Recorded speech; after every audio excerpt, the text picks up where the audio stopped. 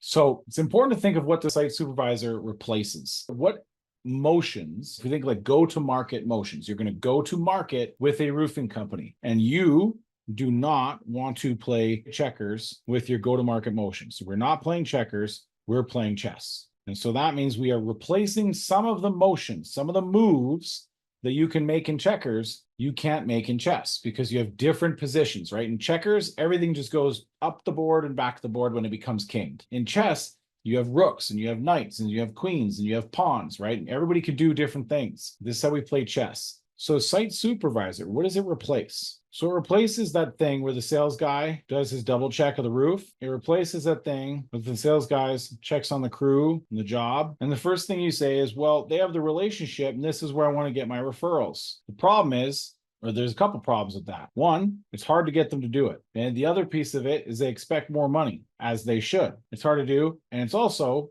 they don't do it well. And the last thing is it doesn't fix the problem. Like I said at the beginning, many of the things that your crews do wrong will not get caught in the post-job check or stopping in for 15 minutes. The other issue around this whole going and getting the referrals is that the customer isn't home, right? The neighbors aren't home. And with that, it's also salesy. We want to find a way to get leads from our job sites without being salesy. So let's talk about what they do. They're going to show up at the start of the job. Then they're going to assist in property protection. They're going to document the site conditions with little asterisk of damage. Sales guys should have caught it, right, when they follow their company cam checklist, but there could be new damage, right? But they're going to document the site conditions. They're usually going to follow a checklist, because what we want to do is we want to move from quality assurance to quality control. What I mean by that is quality assurance, right, is going back after the job is done and assuring that it was done to a quality standard. It's like, are you assured that it's done right? And you go, yeah, I am. Quality control is saying we're going to control quality. Now, that does not mean that your site supervisor can tell a 30-year veteran roofer how to do his job. They're just there to document whether things are done right and keep an eye out for things looking wrong. So they're going to take pictures and they're going to keep communication with the field manager. Now, if something looks wrong, or the crew has a question, or the crew says, hey, sir, I think we need to do a change order here, that's where they're going to sometimes do the change order themselves, or if it's complex, bring in the field manager. So this is their direct line of communication. And why do we do that? Because the brains of the operation is supposed to be playing Tetris. They don't need to be doing the zapper's job and making sure that the zaps get zapped. So that change orders will go through the field manager. And that's why they need to be trained in this process. Now, they're also going to handle customer communications. They're going to do cleanup on the job site throughout the day. The whole job is flawless job sites. And the reason I say that is this is easier to do with a picture. But if we have a house, there, that's my house. It's a weird house. But if we have a house, and if we have a really nice catch-all installed around the house, right? If we have the ladder tied off nicely, right?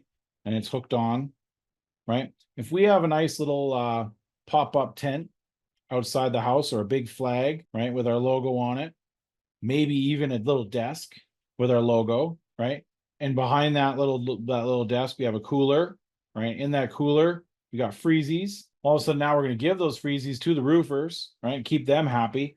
This guy's job is just to make sure that we have a job site that when people drive by, they're going to see a few key things. They're going to see safe. They're going to see clean. They're going to see presence. And hopefully they're going to see happy roofers because they're giving them freezies, right? You're going to give them some cold drinks throughout the day. And the roofers will like the site supervisor a lot more if he's got snacks or something for them throughout the day. So that when the cars drive by, they would look at this house and go, oh, Triumph Roofing or Hostetler Roofing or Titan Roofing is doing this job, right? And it looks clean and it looks safe and there's presence. I would trust this company to do my job. And then the other most important thing is getting leads, because they're replacing this right here, getting these referrals. And the way that they do that is because when they're there all day, they have opportunities to do cool things. So for example, when a customer is driving up to their house 2 doors down, and they're pulling up in their van, they got their 2 kids in the back, and she's just coming home from school, it's 3 o'clock. He can be there with a magnet rake and go, hey, one sec, and rake the little piece of road in front of the house and then wave her through. And then she's going to go, oh, wow, that's awesome. Thank you. Now, when he knocks up on the door and he just goes up there and says, knock, knock, knock. And she's going to go, hi. He's like, yeah, hi. I was the guy that did the magnet thing. She goes, oh, yeah, thank you. That was really nice. I don't want to get any nails in my tires. Absolutely. I just want to stop in.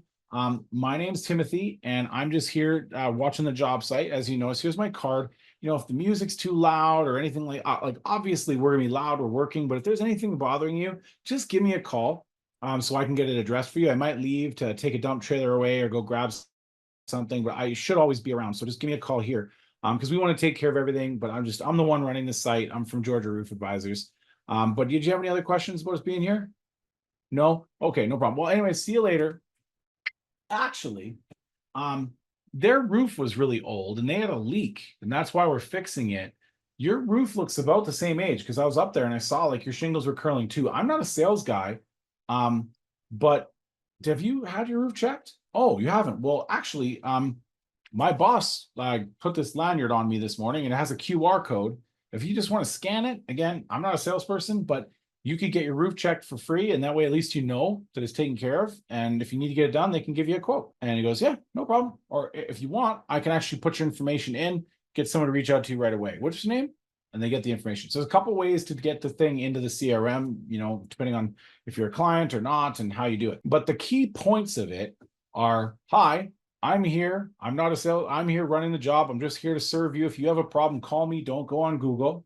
Right? Don't leave a one-star Google review to be a Karen about it. Just give me a shout. Sometimes we teach people to include some kind of gift with it. One of my customers actually, she gives $5 ice cream gift cards away from some ice cream place. And she says, hey, we just want to put a good taste in your mouth when we leave the neighborhood, right? Monarch Roofing gives away $25 pizza cards. You can go to like a lot of local restaurants and tell them what you're planning on doing, and they will likely give them to you or sell them to you very, very cheap, because they just want to get butts in seats. And if a pizza place knows that every time you go in there, you're going to spend $75, they'll give you $25.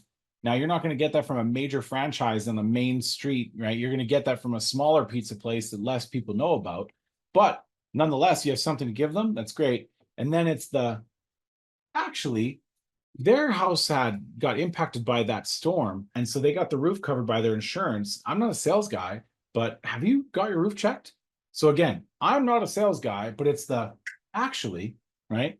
And then getting the pitch for the lead, and then having a way to get that lead in the system where they don't have to go and create a deal and all this kind of stuff. All they have to do is get a lead to go in the system, no different than Google, right? And so we do that with QR codes on lanyards. We do that with them filling out forms. We do that with, I like the QR code because it pixels the phone, and now you can retarget them with ads after the fact. But the goal is to get that lead into inside sales, and you pay a flat rate for that, usually around $150, which for most people is about half of what you pay for a lead. And so let's walk through the numbers. So usually what you're paying your site supervisors is somewhere around 15 to 21 per hour, okay?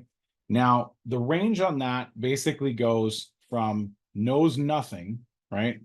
Knows nothing or knows picker, right? To drives a dump trailer. So they could be showing up in a little $5,000 van, like not expensive, right? Like go buy a 4-year-old Grand Caravan base model package, used to be a taxi cab, put your logo on it, slide 3 sheets of plywood in there, and put a couple plumbing rubbers, a couple of button vents, a box full of coils, and some promo material. Stuff that in there, give them their flag. They drive the dump trailer to the site, right? So that's the $15 to $21 per hour, right?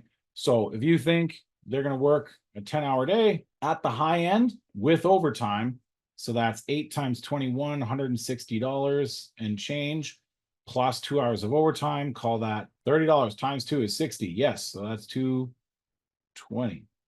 220 plus labor burden, $250 a day. That's what they're going to cost you. $250 a day plus $150 per lead. Using the script, it is almost impossible for them not to get a lead per day. We have site supervisors at companies making lots of money, right? This is a great position.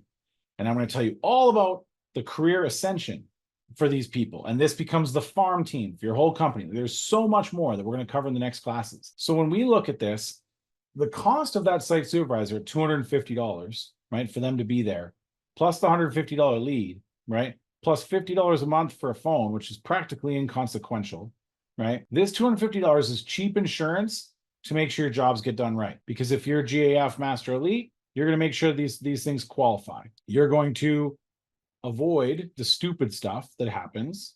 You're going to be able to get change orders more often approved because the person is there. You're going to get more Google reviews because you're going to have a higher likelihood of having a good experience. You're going to have less bad reviews from neighbors. You're going to get your certificate of completion signed same day, which equals faster pay, right? The time value cost of money. And this is all before you get leads for half of what you normally pay. Please tell me, what is your close rate on jobs, opportunities from around your jobs? When you have a neighbor want to do a job, what is your close rate usually? If you're not tracking it, that's another problem. Automatic metric tracking, better CRM, blah, blah, blah. That's why you hire us.